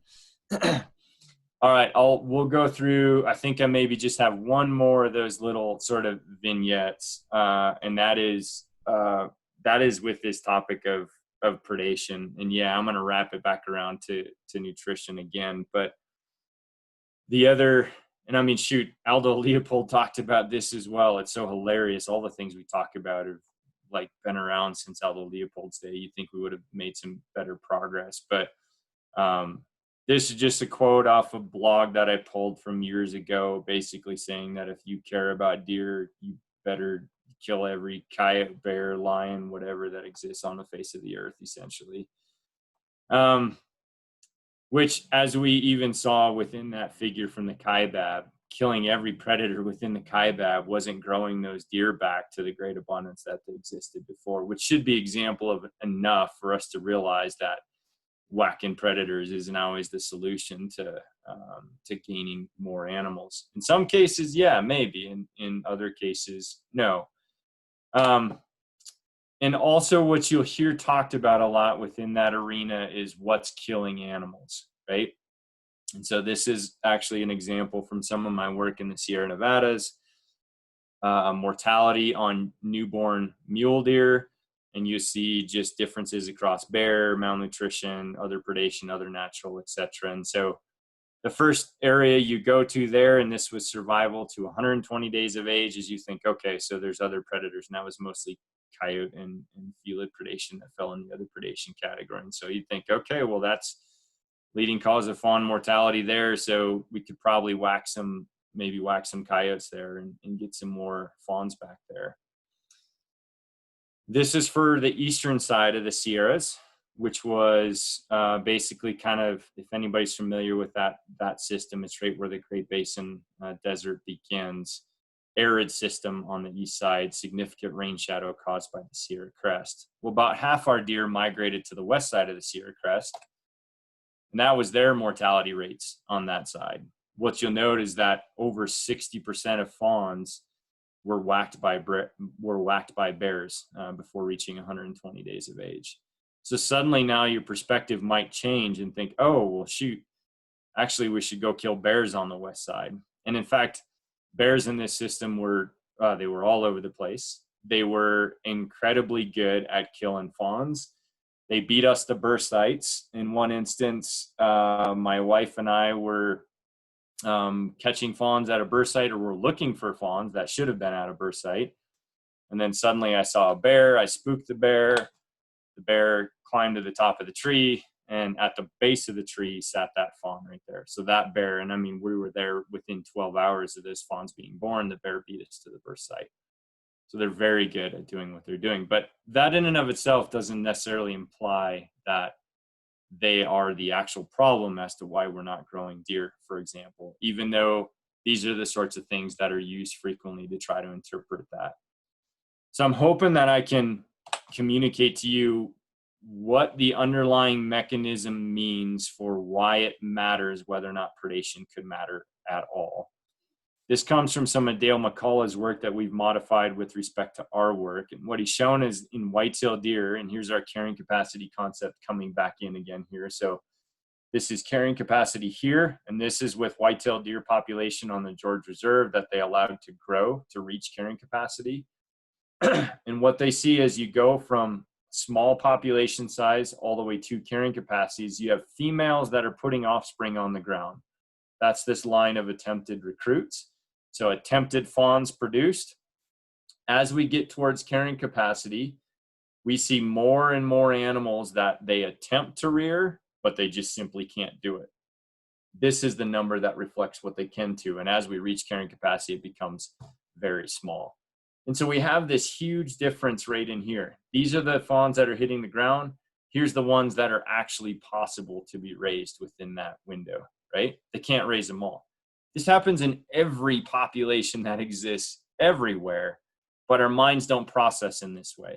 We see mortality rates like this and we think, okay, if we wipe out bears on the west side, we wipe out coyotes on the east side, we got all those fawns back. The problem is that's not necessarily the underlying mechanism. The underlying mechanism is as we go from left to right here, we have that nutritional regime changing. Density and competition for forage is increasing to the point where females are going to do their best to survive, but that's about it. So what that means for us, and you've probably heard these terms before, is ideas behind compensatory or additive mortality. And the point is, all these individuals from attempted recruits here, all the way down to the number that can actually be recruited, all these fawns are going to be lost. Who cares how they're lost? They're all whacked by coyotes. If that's the 60% that are whacked by bears, it actually doesn't matter whatsoever. It makes little difference. And so when we look at mortality rates, what that means is, say, a 30% mortality rate of bears way out here on the right, actually doesn't matter. They need to kill more of them because we're going to lose a whole bunch of them anyway, because females just simply don't have it in them to raise all of those fawns. But as we get over to this side, where we have females that are in a better nutritional plane and actually have the resources to pull off those offspring, at that point, 30% mortality might mean a whole lot for that population, and meaning bear control over on this side of the picture may actually make a big difference. And so if I take that one step further to hopefully convince you that that's a piece that actually matters, the other layer that we see within this system is that females on the west side, and again, that's that place where we saw really high bear predation, higher moisture regime on that side, females are consistently fatter. They're always fatter on that side. On the east side, females are just barely inching by. They're way thinner than females on the west side. And so if we look at relationships between how animals survive as a function of how fat mom is, we see two completely different pictures, whether we're talking the east side or whether we're talking the west side. And that is, on the east side, we see this really strong relationship. As females get fatter, fawns have a higher probability of surviving. Clearly, nutritional limitation on the east side. So point is, if we remove all those coyotes and remove that 30% that was contributed to them, it's not going to matter. It's all about nutrition on that side. And so what we're seeing on that side is we're right on that line of the number that are being attempted is what's being lost is shifting them down to the actual number of recruits. But what we're seeing on the west side, where we have much better nutrition, there is no relationship with how fat mom is. Why isn't there a relationship with how fat mom is?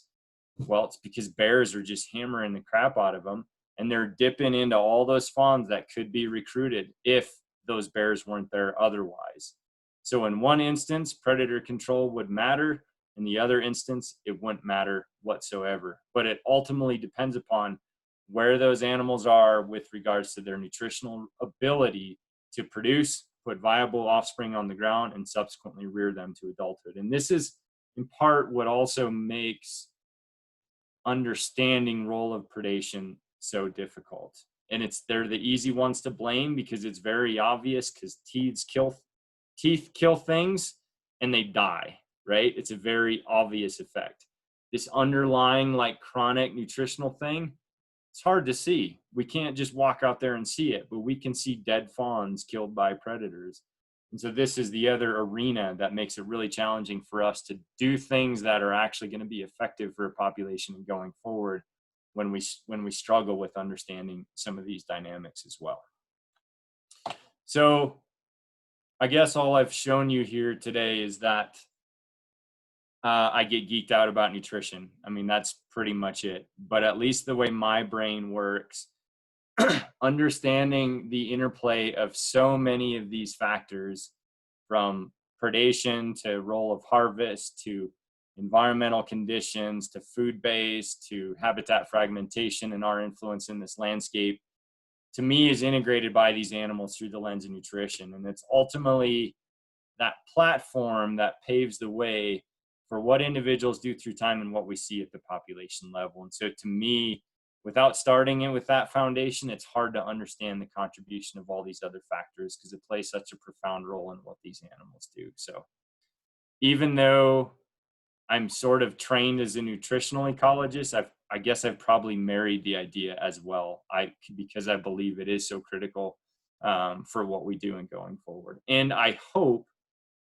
it provides a platform of communication on some of these key aspects that may well help turn the tide for some of the dogmatic things perhaps that we've latched onto over time. And that's it. I don't want to talk anymore.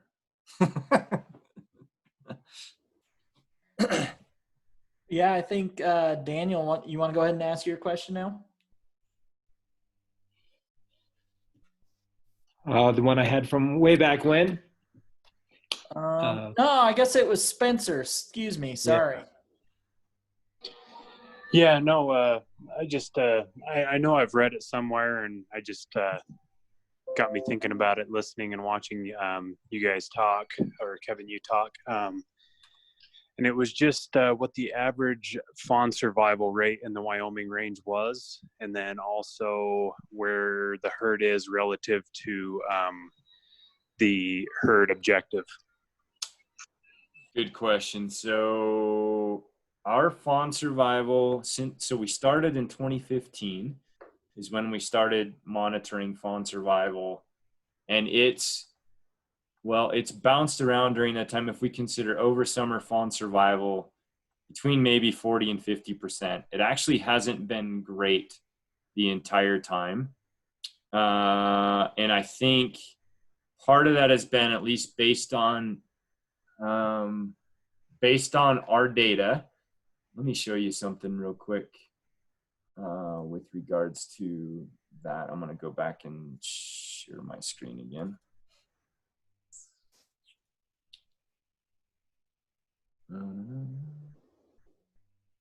So from roughly 13, 14 to 16, 17, and you guys can see my mouse, correct? Or my cursor, I should say. Yep. Yeah. Okay.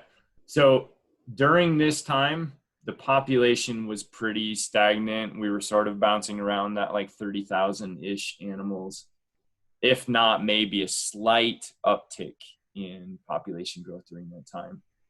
What you'll note is, so December fat levels, as we go from here to here to here to here, and these were good years with good moisture, nothing out of the ordinary. But what you note is that nutritional condition was just inching downwards.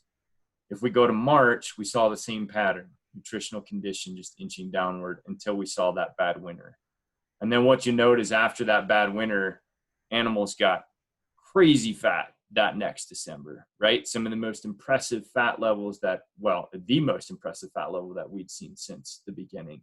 We then enter into another phase, solid, reasonable levels that following December, dumped again because of the bad winter, and then crazy fat levels again. So the point is, to me, this stage right here, and we've done some other analyses to corroborate this, especially with regards to density, but even just at the surface and thinking about what the population was doing during this time, it's communicated to us that population was just bumped up against carrying capacity. It's taken all it could get given the conditions during that point in time. And of course, we're way less than we were in the early 90s, right? But all evidence indicating that we were bumped right up against this. We have a bad winter, good moisture, reduction in density, crazy fat, another bad winter, a reduction in density, crazy fat.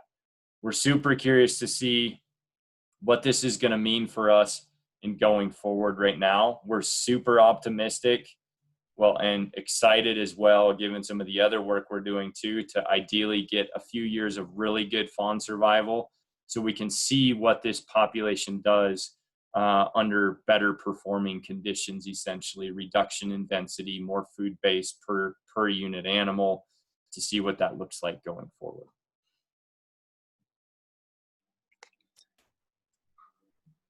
Right on. Thank you.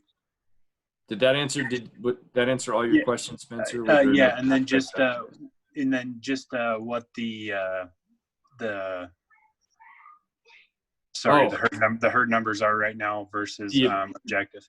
Yeah. So they did. So right after the 16-17 winter, Game and Fish did a siteability estimate, and I believe that came out somewhere around like 35,000 or something like that, which is close to where the herd unit objective is right now. But then, of course, we underwent that subsequent bad winter, especially on the southern range. And so we're certainly underneath the herd unit objective right now. And we're anticipating that we'll climb back towards that here in the upcoming years, especially given the reduction in density and hopefully some reasonable moisture over the next few years and not a bad winter, maybe. Kevin, we got a question from Wade. I'll get to that in a second. I think one thing I'd like for you to address is, it seems like maybe the ends of our ungulate management, be it through the game managers such as the various state agencies, and then even through the optics of the public, has become so focused on numbers. And that's kind of become our measure of success, if you will, just a number, not even relative to carrying capacity. If you're going to rewind and recircuit that, what would be, in your mind, the ideal indicator of success at ungulates? Would it be fat reserves over time? So yeah, great question. I think the best indicator relative to current conditions in tracking tracking more of a factor that actually influences is more mechanistic would be monitoring fat reserves over time. And I think, like, of course we do it in individual animals via helicopter capture, but we're also tracking the same individuals through time, those sorts of things. So what I have long proposed is that if we ever get back in the business of harvesting females, if we did that in a strategic manner, and granted there'd be a little bit of effort behind it, but we could do it via hunter harvest samples and involve the hunting community in basically a monitoring process that was garnering data for that population. And shoot, even if you sold the doe hunt through the lens of a monitoring program or youth hunt or whatever the case may be, you could garner that information at much lower cost than a lot of the other information that we attempt to garner right now. And yes, we do. We spend a lot of money flying, doing siteability estimates to get a population estimate, whatever the case may be. But then what do we do with it? And this isn't to be cynical relative to our state agencies. It's just kind of like the place that we've gone. It's just sort of how we do business, and the public has come to expect this. Well, how's the deer population doing over there? How many is there over there right now? Well, for you, it doesn't matter whether there's 20,000 or there's 15,000. Like that, technically that matters little to you, yet these are the things that we quibble over. What we want is ideally a robust and productive population. And the abundance estimate doesn't indicate whether it's a robust or a productive population.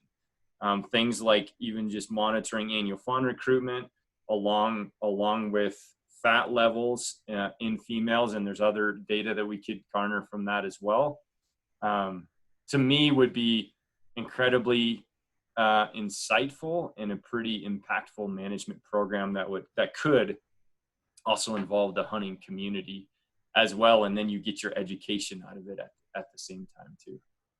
Yeah. Interesting. Yeah, Wade, go ahead with yours. Okay, so my question is on doe fitness, and I know like in pigs, if they're less fit, they'll like absorb the fetuses or abort. Do deer do that if their fat reserves are not so good going into gestation? Fantastic question. So yeah, deer are well, obviously deer are interesting, and I think they're super interesting, but even as we look across ungulates, and even in your reference there, they all work a bit differently. The way deer are, and what I said for years, and it generally still stands, even though one of my Taylor Lashar, my PhD student that leads the Wyoming Range project, will remind me it maybe doesn't completely stand now. But I said for years that once that stage has been set for a female deer, she holds on to that fetus until she puts it on the ground. It generally then is determined thereafter, as in if she is in a weakened state, in poor nutritional condition, she may give birth to a small, less viable fawn, or it may even be a viable fawn, but she just does not have the ability to finance it through lactation, which is when those energetic demands really kick in. And so a bit different. The only caveat I will provide is during the 16-17 winter and the subsequent 18-19 winter, the 16-17 winter hit earlier than the 18-19 winter. So animals were struggling with bad winter for a longer period of time. And based on our ultrasonography work, where we measure the eye diameter of the fetuses, which is indicative of the progression in gestation, we saw retarded fetal development during that 16-17 winter. So females were not aborting, but well, they were mostly not aborting, but fetal development was retarded and it was slower, and consequently birth dates were behind that year because it took them longer to get there. We did have a very select few individuals that aborted. And so I always said that deer don't do that because by and large, they don't, except under extreme scenarios where they are literally about to die, might they? So as a general rule, they don't. And so you'll hear people saying, oh yeah, it was a bad year, I think, and I'm not seeing fawns. I think most of the deer aborted. Well, the general answer there is no. I guarantee not most of them aborted. Maybe very, very few of them did. But what happened is they gave birth to live fawns, but they just couldn't hack it thereafter, and they lost those fawns early in life. So that's the primary difference with the way in which deer operate compared with other ungulates. That one other thing associated with that, during the 16-17 winter, and actually we saw it during the 18-19 winter for at least the southern half of the population, stillborns were one of the leading causes of mortality, which we had not seen in other instances before that. So females are just barely hanging on. We see retarded fetal development, increased rates of stillborn, but we tend generally to not see abortion or resorption. Those are very rare in mule deer. Good question. Yeah, thanks. You bet. Well, and so with that, I think we'll let you close us out. So I gave you the challenge, but I didn't tell you the question. First part is you mentioned easy to access resources for people. I want you to tell us what the hell a compendium is and plug the Ungulate Compendium first and foremost. And then I want you to, the question we ask of all guests is, how can backcountry hunters and anglers as an organization support your work? Both obviously financially is one aspect of that, but how can we help spread the message as an organization? And then finally, how can we as hunters and anglers and advocates under the North American conservation model help advance the concepts that you've talked about tonight? Yeah, really good question. So first, the Ungulate Compendium, which is a name that we've tried to come to love. Some of my grad students still give me crap. Compendium is just, to me, it was the perfect way to describe what we were trying to do, and it's basically condensed, concise information that's about a maybe a perhaps more complex topic. And so, in our efforts to try to make some of the information that we have and the other aspects of what we've come to appreciate in the sciences, and where we see disconnect between the science and what our public understands, we've tried really hard to make that information available. And as you all know, there's a crap ton of information out there, all of which varies in its level of reliability or credibility. And so our hope as scientists was to hopefully we have the credibility to stand on, given our work, but that then we would take and do our best to translate that to folks who are not thinking about these things every day. Same way with when a plumber is hopefully going to be here fixing my dang water leak, he's not going to talk like he'd be talking to another plumber, right? He's going to talk to me the way in which it will make sense to a redneck like myself. But so in our aim to do that, what we've done is we've built, and we're continually building on the side, this platform called the Ungulate Compendium, and it's a website. It's just ungulatecompendium.org. Within it, we provide updates through a bunch of the research projects that we're doing.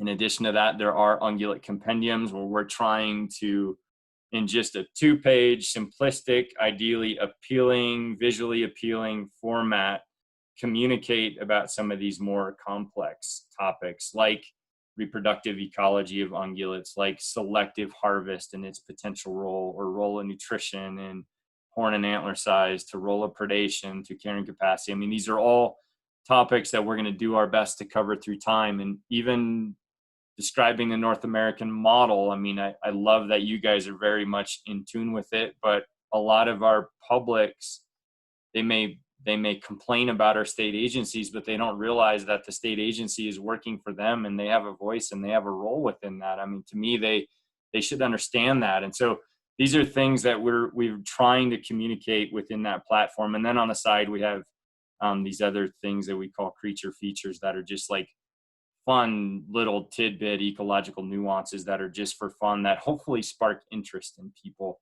if nothing else, and help them appreciate these animals for more than just random animals that persist on the landscape. So if we just build that and it sits there and it doesn't get used, then it doesn't do us any good.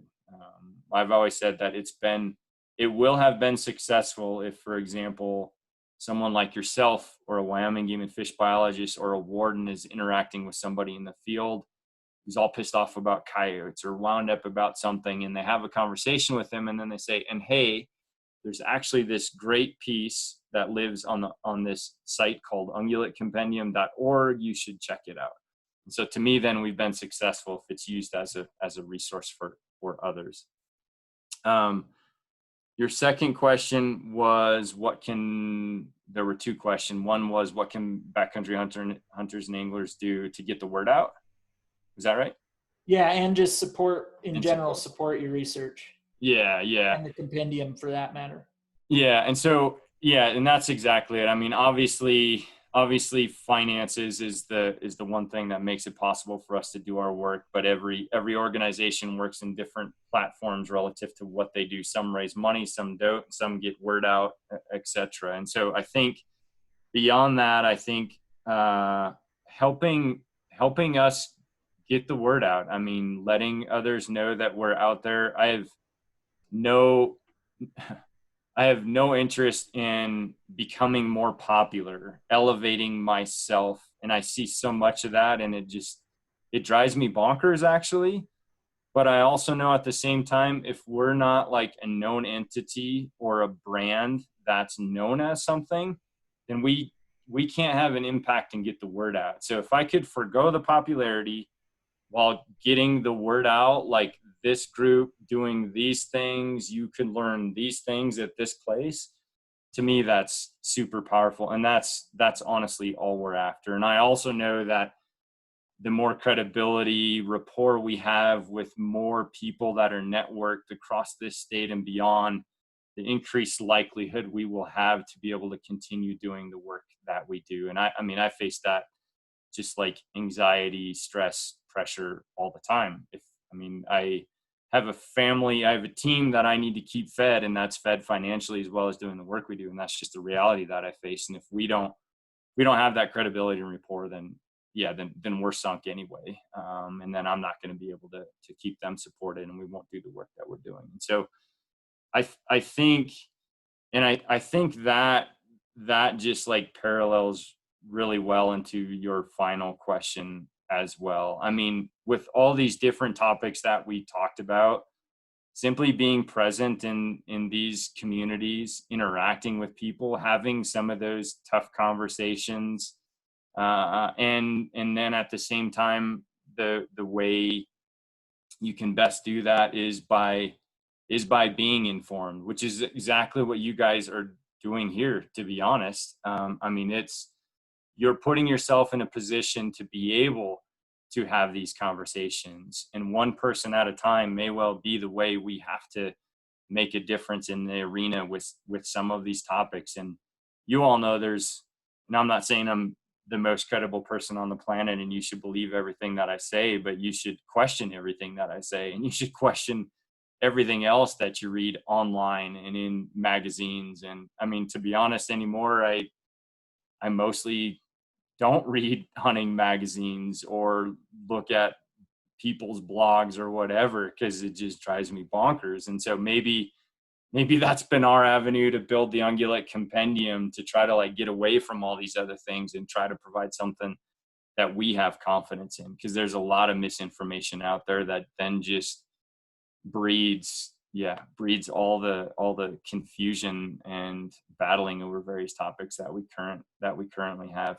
And then at the same time, layering within that the idea of nutrition, of fat moms, to me gets us away from this focus of crap on the head of animals and what 200-inch buck that somebody shot. And we should always be excited about those things, but if that's the only place we're going to live and those are the only conversations that we're going to have, then we're going to have a really hard time making headway in the conservation arena, making headway for habitat and things that need to happen, and making headway in the general public that might not be hunters or might not be super into it. If all we can talk or think about is the next giant thing that was harvested, it's a little bit unfortunate. And so that's part of like my, maybe fat moms isn't the way to think about it, but to me at least it shifts the focus, and it shifts the focus from referencing the big buck that must have good genetics to him